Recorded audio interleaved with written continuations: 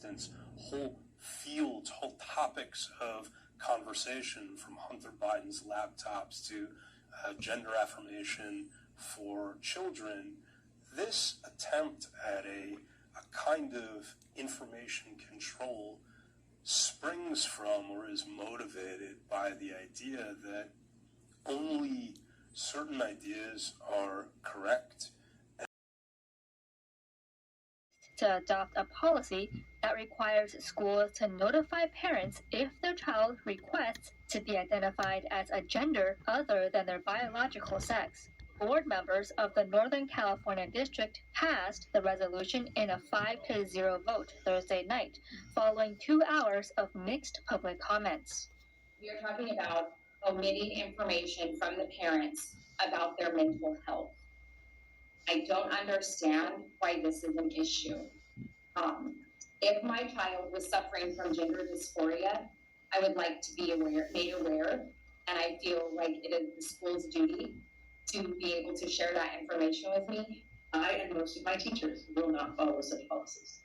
Although the Dry Creek Board feels they can change policies at will and become state law, they're mistaken. Supporters of such policies say parents have a right to know and be involved in discussions with their children. But opponents say such policies could create uncomfortable or unsafe situations for LGBTQ kids. Bullshit. Some also mentioned the possibility of legal backlash. This is the case with Chino Valley Unified. Attorney General Rob Bonta sued the district after they adopted a version of the policy. Bunch of and Nazis. halted the district's implementation. Dry Creek is currently the 7th school district to pass a parental notification policy. Buckeye Union School District in El Dorado Hills is also considering the policy. California continues being a battleground on education and parental rights. 2 new state bills could change the face of how classrooms run. 2 California bills could impact how classrooms and school board meetings are run if signed. The first is Senate Bill 274, introduced by Democratic Senator Nancy Skinner. The bill would ban schools. You notice they're all students Democrats? who disrupt class or defy teachers, known as willful defiance suspensions. The amendments taken in the Assembly extend the current sunset on willful defiance suspensions prohibition for middle school students and creates a sunset provision for this on high school students. The bill has received bipartisan support. Skinner previously said suspensions lead to students dropping out of school at a time when many are still behind due to the COVID-19 pandemic. But people in opposition argue that the bill is almost like a license for the kids to misbehave, being detrimental to the learning of others in the classrooms. ISO 31 no's are 6. It passed the legislature and is now awaiting Governor Gavin Newsom's signature in the coming weeks. The second bill, Senate Bill 596, would make it a misdemeanor to harass school employees or disrupt school board meetings. It's also awaiting the governor's final decision. Introduced by Senator Anthony Portantino in February, individuals who California's harass turning school staff into a verbal, dictatorship. written, or electronic communication may face up to $1,000 in fines and jail time. Critics say this bill silences parents and protects school employees from public criticism, not harassment. Governor Newsom has until October 14th to sign or veto bills this legislative year. David Lamb, Entity News, California. Of 2 teachers who challenged a school district policy they say compelled them to lie to parents about their children's gender identity. Entity's Daniel Monahan spoke with an attorney who explains 3 bills in the state heading to Governor Newsom's desk. The first is AB 957. Attorney Nicole Pearson says it would force parents to affirm their child's newly chosen gender or else. Pearson says when a judge determines custody, the health, safety, and welfare of a child are the most important criteria considered. Pearson says AB 957 would define health, safety, and welfare as including gender affirmation of a child from as young as 2 years old. If signed into law, the attorney expects the inclusion of gender affirmation in the penal code as well. If you are endangering the child's health, safety, and welfare, you're guilty of abuse, neglect, endangerment, and so on. So this is a foothold. Just one factor in this just one family code section is the foothold for affirmation to become law across the board, across all code sections in California. The proposed law doesn't define what gender affirmation is. Is it social affirmation, Dictators. allowing a hairstyle more common for the other sex, or medical, such as allowing irreversible surgeries? It creates a perverse incentive for parents to be more extreme in their affirmation of their child, even if the child doesn't need it, and certainly even if the child doesn't want it.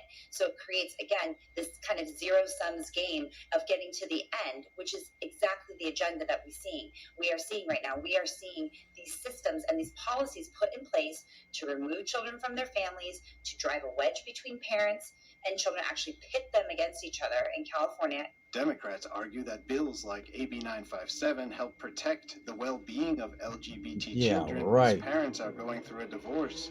The second bill is AB 665, called state-sanctioned kidnapping by some critics. Currently, children That's 12 what and it older is. can only leave home and check themselves into a residential shelter if there is evidence of abuse, incest, or that the child was a danger to themselves or others. What Senator Scott Wiener, again, and Wendy Carrillo, neither of whom have children, have done is have removed those requirements that the child must be the victim of abuse, incest, or danger to themselves or others in order for them to run away from home. What this means for parents in California is that you can have your children removed from your homes and you can lose your custody.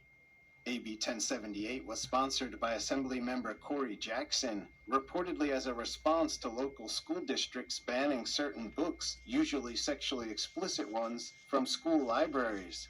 What the bill actually does is strip local school districts of their authority to decide what curricula and materials are best suited for their community's needs, and basically a silencing of parents and, again, their elected representatives. It's a very, very dangerous bill. We are basically living in a communist state where the state will dictate what materials and information your children read. And Lord knows she's we already correct. know what their agenda is and what their values and priorities are.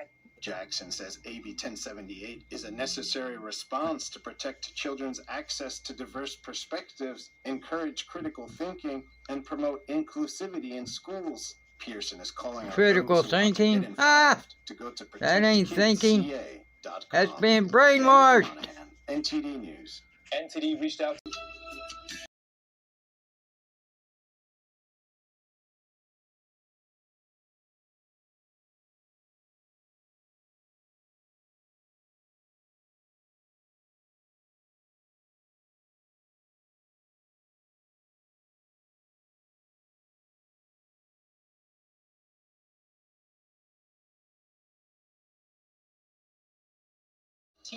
auto workers walking off the job today in an unprecedented strike. How President Biden responds amid criticism that his push for EVs, electric vehicles, is making things worse. And lawmakers face off with protesters in New York City. The immigration crisis reaching a boiling point as protesters shouting over Democratic lawmakers.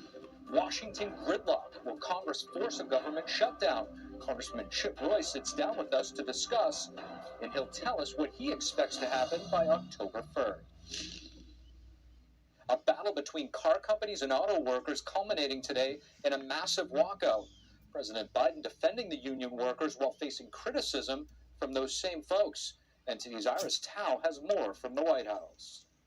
And President Biden today sided with members of United Auto Workers who are striking to demand a 40% pay raise to compensate for inflation. And Biden said that the big three automakers should share their record profits with their workers. He caused the inflation. See record profits. Those record profits have not been shared fairly, in my view, with those workers. They deserve a contract that sustains them in the middle class. More than 10,000 What middle class? You've ruined it. Demanding better pension, cost of living adjustments, and more job protections. For the first time in our history, we will strike all three of the big three at once. But the big three, including Ford, General Motors, and Stellantis, say they could only give an about 20% pay raise, as they need to save enough money to invest in the shift toward EVs. The strike is posing both an economic and a political test to the Biden administration. On the one hand, President Biden has been casting himself as the most pro-union president ever. But on the other hand, experts say that a prolonged strike could cost billions of dollars in economic loss. And the United Auto Workers has been critical of the Biden administration's push to transition from gas-powered cars to EVs, saying that move could put workers out of jobs. If you look at the bigger picture of an electric vehicle, it uses 40% less people to assemble it because there's less moving parts, which what that means for the UAW is the fact they will, in the end, if things were to go 100% electric vehicle, you would lose 40% of your members. And all this happens as President Biden is seeking for re-election and is seeking more support from middle-class working Americans. The United Auto Workers has been withholding its endorsement of President Biden's re-election bid. So it remains to be seen whether Biden's public support of their strikes today would get him more support. Reporting from the White House, Iris Howe, NTD News. Can get to work and start supporting themselves as soon as possible. And Representative Adriano Espaillat added this. They will not be pushing too hard. They will fight for these common sense solutions. A man in the crowd voiced his frustration to the lawmakers. How is that bringing unity to this nation when you're taking care of illegal immigrants over your own citizens?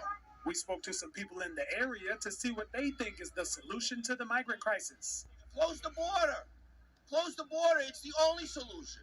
Have them remain in Mexico, like the policy was before. Why does my family member have to wait in Colombia when they filed a legal petition, and these people are right here on 45th Street? And another man voiced his concern. It's not right. You have to come through the proper channels.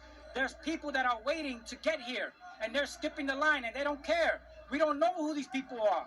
They're not vetted. Many of my ex-girlfriends were from other countries. You know what I mean? So this is not about hate. And this man explained that it wasn't fair to the low-income families living in New York City. They have congestion pricing in the city, where you're going to have to pay $20 to drive into Manhattan.